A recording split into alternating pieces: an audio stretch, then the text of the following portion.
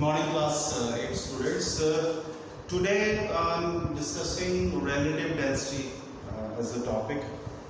I thought maybe it would be a good idea to again discuss it as we have some important questions based on relative density concept. Now, first of all, I want you to remember that relative density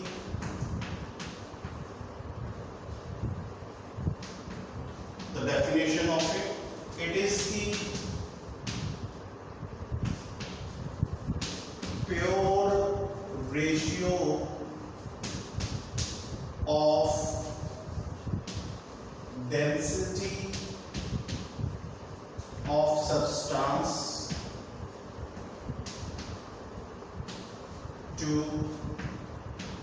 density of water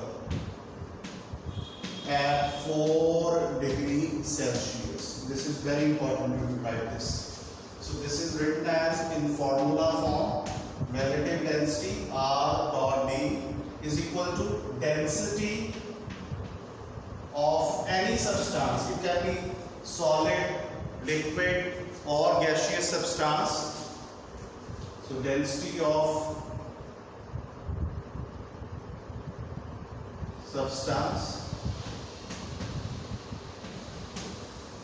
divided by, because it's a ratio, density of water at 4 degrees Celsius. This I have already told you. We take water at 4 degrees Celsius because the density of water is maximum at 4 degrees Celsius, and which is approximately 1000 kilograms per meter cube if you are writing it in SI unit, and if you are writing it in CGS unit, then it is 1 gram per centimeter cube. All you have to make sure is, if you are taking density of the substance in CGS unit, then you may take density of water in CGS. Both should be same. अगर ये SI है, ये भी SI ही होगा. ठीक है? अब from this we can calculate density of various substances. We can also calculate relative density. अगर हमें एक substance की density पता हो और water की density हमें पता ही है, this we have to memorize. अगर नहीं भी थी question में, you should know. ठीक है? तो हम relative density find कर सकते हैं. ठीक है? अगर आप उल्टा देखिए, अगर आप density of substance find करना चाहते हैं, तो ये density of water at 4 degree Celsius इधर multiply हो जाएगा relative density से. So relative density into density of water at 4 degree Celsius.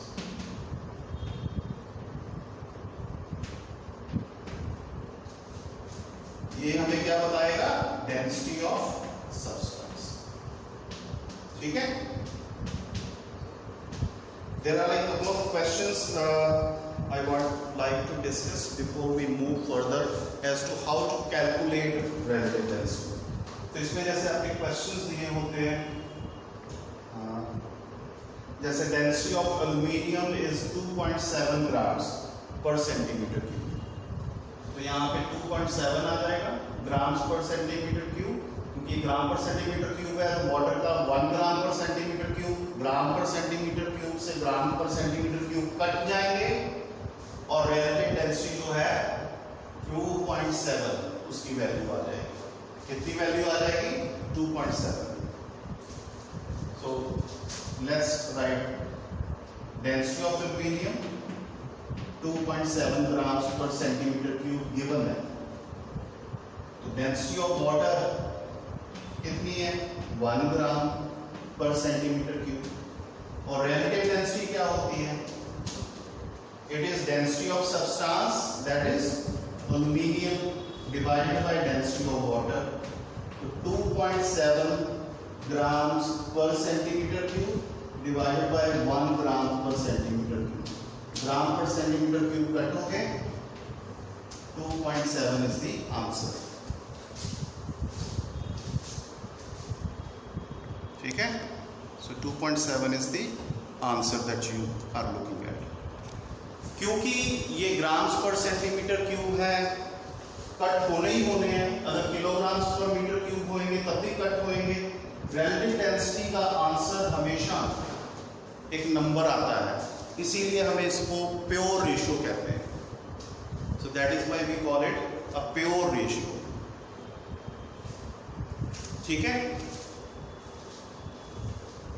Now ऐसा भी हो सकता है जैसे one of the question that would be discussed,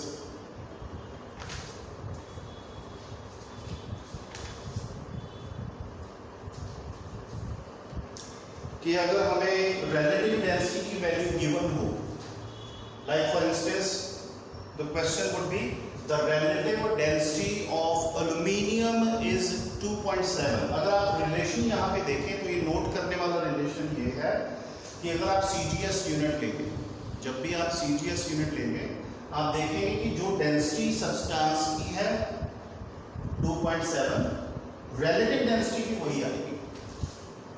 ठीक है, CGS यूनिट में जब आप ग्राम्स पर सेंटीमीटर क्यूब वाला लेते हैं। पर जब आप देखेंगे कि अगर आप किलोग्राम पर मीटर क्यूब ले रहे हैं तो डिफरेंस क्या आना था? डिफरेंस ये आना था कि यहाँ पे इनको किलोग्राम्स पर मीटर क्यूब में पहले कन्वर्ट करने के लिए आपको ये रिलेशन याद रखना है। तो 1 gram per centimetre cube is equal to 1000 kilogram per metre cube. ठीक है। तो अगर आपको कहा जाता है, मान लीजिए 1 ग्राम पर सेंटीमीटर क्यूब में गिवन है, दूसरी किलोग्राम पर मीटर क्यूब में है, तो you should know how to convert it. ठीक है। But you need to remember ये numerical value 2.7 grams per centimetre cube अगर गिवन है तो यहां पे भी 2.7 ही आ रहा है। ठीक है। अगर ये SI यूनिट में होती तब जो एल्यूमिनियम की डेंसिटी है वो होनी थी 2700 किलोग्राम पर मीटर क्यूब, 1000 से मल्टीप्लाई करके। पर साथ के साथ वाटर की डेंसिटी भी क्या हो जाएगी, इसको भी 1000 से मल्टीप्लाई, तो ये भी 1000 किलोग्राम पर। आंसर फिर आपका रिलेटिव डेंसिटी का 2.7 ही आना था।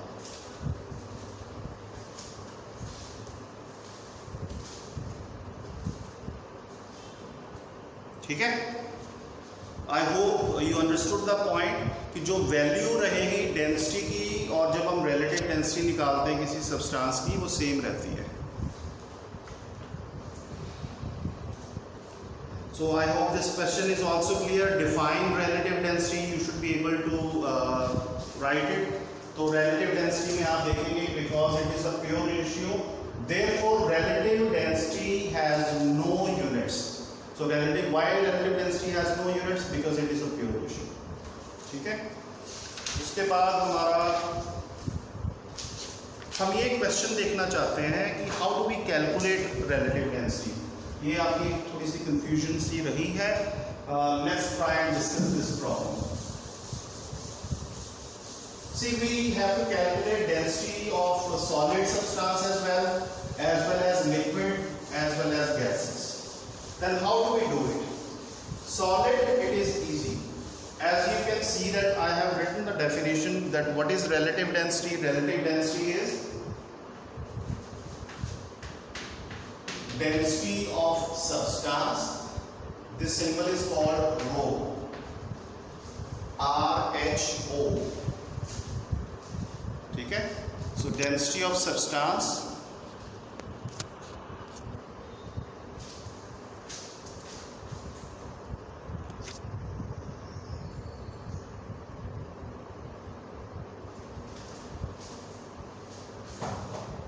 divided by density of water at 4 degrees Celsius.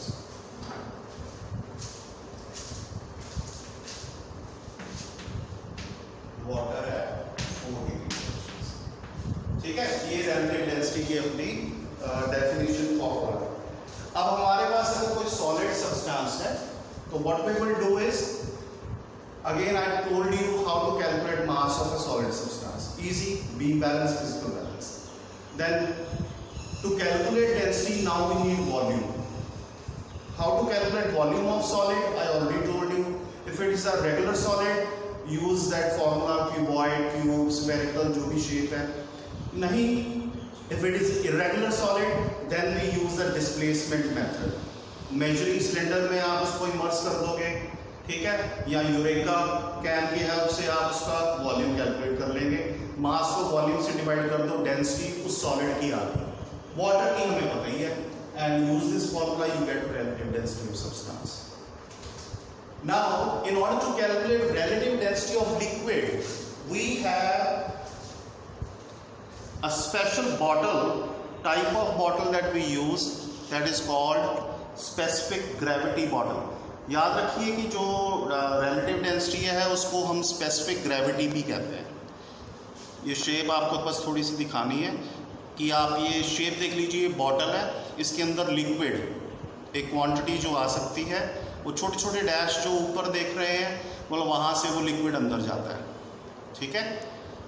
और क्योंकि ये बॉटल की एक फिक्स्ड कैपेसिटी है, तो मतलब इसका वॉल्यूम फिक्स्ड है. आप कितना वॉल्यूम डाल सकते हैं, चाहे आप कोई भी लिक्विड डालिए, उसका फिक्स्ड वॉल्यूम ही हम यूज कर पाएंगे. हम वो फिक्स्ड वॉल्यूम लिख लेते हैं VmL. ml या centimetre cube, one and the same thing. तो प्लीज रिमेंबर ml और सेंटीमीटर क्यूब सेम चीज है. अब हम लिक्विड की रिलेटिव डेंसिटी कैसे निकालते हैं? तो लिक्विड की रिलेटिव डेंसिटी अगर हमें निकालनी है, पता नहीं कौन सा लिक्विड हमें दिया, तो अगर लिक्विड की रिलेटिव डेंसिटी निकालनी है, उसके लिए हमें मास ऑफ लिक्विड चाहिए और डिवाइड बाय इट्स वॉल्यूम, ठीक है. उसकी डेंसिटी लिक्विड की आ जाएगी. फिर हमें यूज करनी है वाटर की डेंसिटी जो हम है, वो तो इनडायरेक्ट मेथड हो गया. How do we use it with this bottle, ताकि इजी वे में, ताकि हम मास वॉल्यूम इन कैलकुलेशंस में ना जाए, थोड़ा इजी वे में. तो what we use is, we use this bottle which has fixed volume VmL, ठीक है.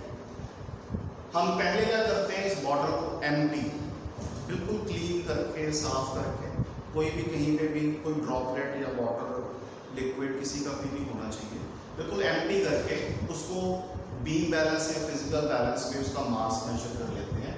तो let us assume, let mass of empty bottle, empty bottle का मास कितना है, m1 ग्राम, ठीक है. एम्प्टी का कितना हो गया, m1 ग्राम. फिर हमने इसको इधर इसमें पानी डाल दिया, पूरा भर लिया इसको, ठीक है. अब पूरा भर लिया, उसका मास चेंज कर जाएगा. हम फिर दोबारा मास मेजर करते हैं. Let mass of bottle with water,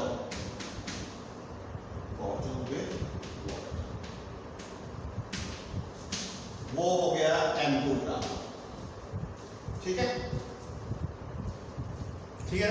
फिर हमने पानी निकाल दिया, बिल्कुल उसको अच्छे से क्लीन कर लिया, कोई भी वाटर ड्रॉप रहना नहीं चाहिए. फिर हमने उस लिक्विड की जिसकी रिलेटिव डेंसिटी आपने निकालनी है, उस लिक्विड को, अनजान लिक्विड को हमने इस लिक्विड बॉटल के अंदर फिल कर दिया, इस स्पेसिफिक ग्रेविटी बॉटल में, ठीक है. वो भी फिल होके उसका मास आएगा, उसका मास डिफरेंट होगा. तो let mass of bottle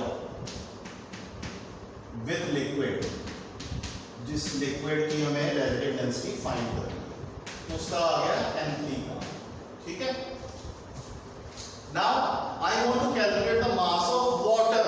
when I filled it with water, तब वाटर का मास कितना था, मास ऑफ वाटर कितना होगा, वो होगा m2 माइनस m1. क्या है ये m2 माइनस m1? m2 कब का मास है, bottle plus water in it, minus m1 किसका मास है, खाली बॉटल. तो माइनस कर देंगे, तो कौन सा मास रह गया, water. Similarly mass of liquid क्या आएगा, m3 माइनस m1. M3 क्या है, बॉटल का मास प्लस लिक्विड का मास माइनस M1 खाली बॉटल का, ठीक है, ये आ गया। अब अगर मुझे डेंसिटी निकालनी है इस लिक्विड की तो मैं कैसे निकालूंगा, mass of liquid, mass of liquid कितना है M3 minus M1 divided by volume, volume कितना है V, क्योंकि उस बॉटल में V से ज्यादा आ ही नहीं सकता। सिमिलरली अगर मुझे डेंसिटी वाटर की निकालनी है यहां से तो वो कितनी आएगी M2 minus M1 mass of water divided by volume V,